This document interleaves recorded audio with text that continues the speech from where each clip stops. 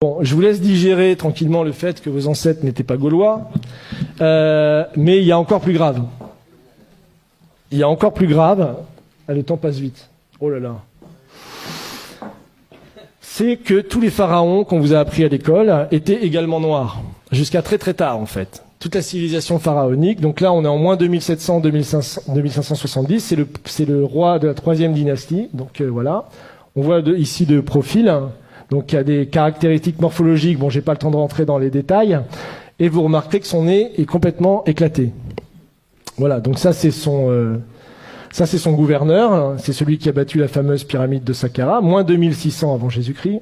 Donc on voit également qu'il a le nez cassé et une coiffe tout à fait occidentale. Donc ça c'est 2700 également avant Jésus-Christ. Ça c'est le dernier souverain de la 3e dynastie. Donc on voit un profil également typiquement européen que vous pouvez voir évidemment.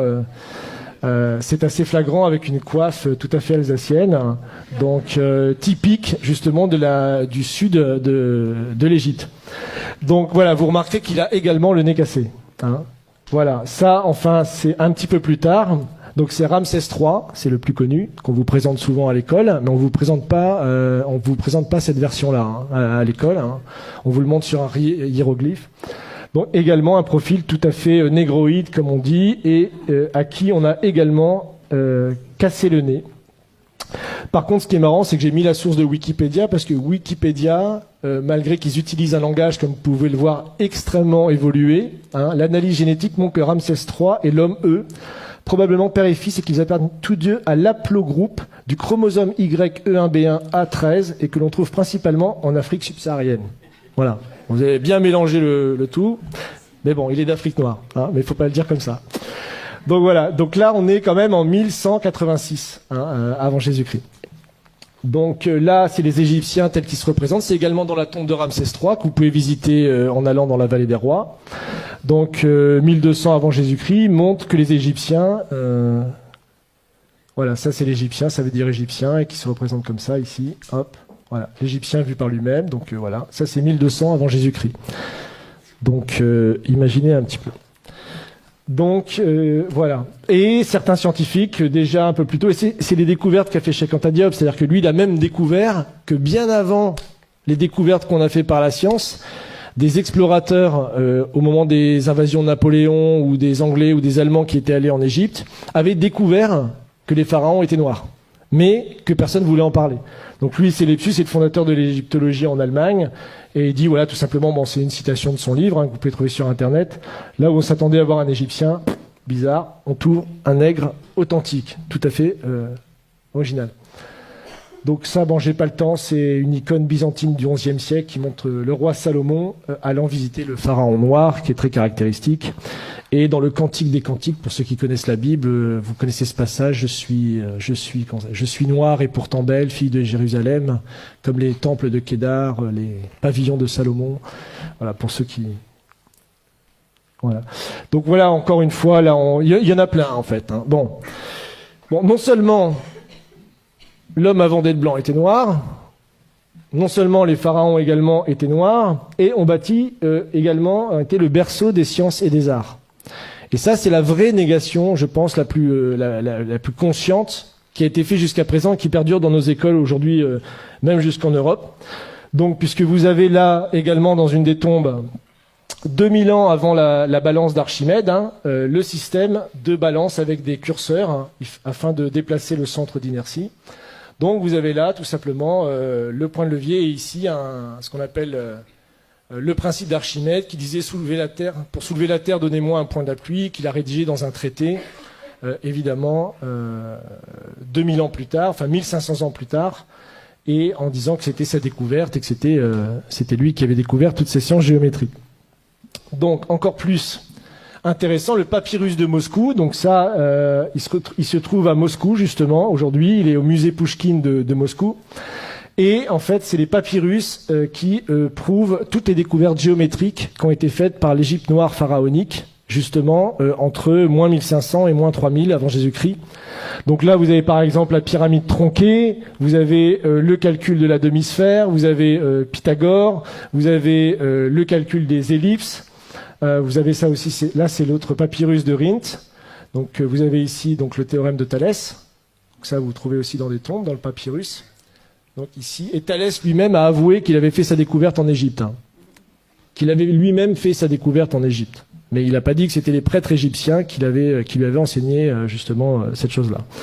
Donc ils se sont tout accaparés. Donc là, ils ont même été jusqu'à calculer des coniques. On retrouve des études de coniques, bon ça c'est pour les matheux, qui sont soi-disant attribuées beaucoup plus tard, plus de 3000 ans plus tard. Là, le calcul de l'ellipse, de la demi-sphère, toutes ces choses-là ont été découvertes déjà avant moins 2000 par les Égyptiens à l'époque. Donc, encore plus fou, c'est que les pyramides ont été faites, elles, encore plus tôt. Donc c'est 2600 pour la pyramide, je crois que j'ai les dates ici. J'ai encore un peu de temps. Oui. Donc ça c'est la pyramide de Khéops qui a été faite en 2500 avant Jésus-Christ. Donc il nécessite des niveaux de science extrêmement aboutis puisque la base de la pyramide est horizontale à 20 mm près. Vous imaginez déjà les calculs qu'il fallait faire. Et pour obtenir un carré parfait de la pyramide, c'est seulement 0,05% d'erreurs qui ont été faites. Aujourd'hui encore, moi j'ai lu des thèses qui datent de 1970 qui vous prouvent qu'il est impossible que les Égyptiens aient construit les pyramides. Il y a des thèses qui sont écrites là-dessus jusque dans les années 70. J'ai même une citation là, qui est sur un site de vulgarisation scientifique. Qui ont des dizaines de milliers d'abonnés. C'est vraiment une chaîne YouTube et tout ça qui est très bien. Et vous pouvez dire que, sachant que les mathématiques, la géométrie et autres sciences nécessaires à de tels résultats n'existaient pas dans l'Égypte ancienne, en tout cas pas sous une forme élaborée, Pythagore évidemment ne naîtra que 1000 ans plus tard, comment les Égyptiens sont-ils parvenus à un tel degré de perfection? Pas de révélation évidemment dans ce site, mais rassurez-vous, les égyptologues continuent de chercher. Donc ça, c'est publié en 2015. Vous imaginez. Donc ça, c'est pour vous montrer les dates justement des grands découvreurs qu'on apprend à l'école. Donc le théorème de Pythagore, Thalès, le théorème de Thalès, évidemment, puis d'autres scientifiques qui ont travaillé sur les coniques ou Archimède. Donc voilà. Enfin, pour finir, ça c'est une image peinte du Sphinx à l'époque de Napoléon par quelqu'un qui s'appelle Vivant Denon, et donc qui est assez caractéristique, comme vous pouvez le voir, de la race négroïde des Égyptiens. Donc ça, c'était publié à l'époque, et lui-même disait, je vous cite, « Je n'eus que le temps d'observer le Sphinx, qui mérite d'être dessiné avec le soin le plus scrupuleux, et qui ne l'a jamais été de cette manière. Quoique ses proportions soient colossales, les contours qui en sont conservés sont aussi souples que purs. L'expression de la tête est douce, gracieuse et tranquille.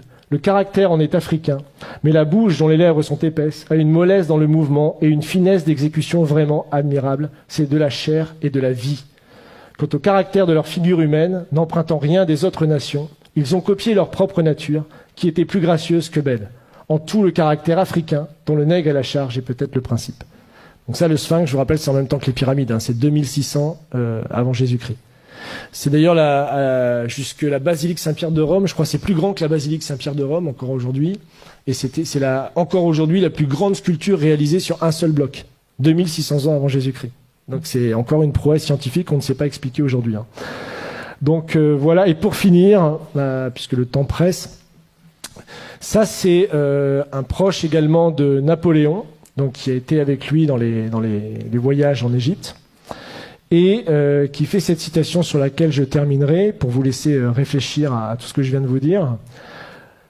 Donc il parle justement des Égyptiens. Tous ont le visage bouffi, l'œil gonflé, le nez écrasé, la lèvre grosse, en un mot un vrai visage de mulâtre. J'étais tenté de l'attribuer au climat lorsqu'ayant été visiter le Sphinx, son aspect me donna le mot de l'énigme. En voyant cette tête caractéristique du nègre dans tous ses traits, je me rappelais ce passage remarquable d'Hérodote où il dit « Pour moi, j'estime que les Colches sont une colonie des Égyptiens, parce que comme eux, ils ont la peau noire et les cheveux crépus. » C'est-à-dire que les anciens Égyptiens étaient de vrais nègres. Mais en revenant à l'Égypte, le fait qu'elle rend à l'histoire offre bien des réflexions à la philosophie. Quel sujet de méditation de voir la barbarie et l'ignorance actuelle des Coptes, issus de l'alliance du génie profond des Égyptiens et de l'esprit brillant des Grecs, de penser que cette race noire, aujourd'hui notre esclave, est l'objet de nos mépris, et celle-là même à qui nous devons nos arts, nos sciences et jusqu'à l'usage de la parole. Imaginez enfin que c'est au milieu des peuples qui se disent les amis de la liberté et de l'humanité que l'on a sanctionné le plus barbare des esclavages, est mis en problème si les hommes noirs ont une intelligence de l'espèce de celle des hommes blancs. Donc ça, c'est tout le débat de l'époque pour savoir si puisque c'est la période de l'esclavage, on réhabilite l'esclavage, qui sera réaboli que plus tard en 1848. Donc on voit que le débat a été posé et la vraie découverte de Cheikh Anta Diop, c'est de montrer même que ces découvertes à lui étaient déjà connues à une époque, mais qu'elles ont été passées pendant plus de 200 ans, jusqu'à la période de Cheikh Anta Diop, sous silence. Personne ne connaissait ces citations. Donc voilà.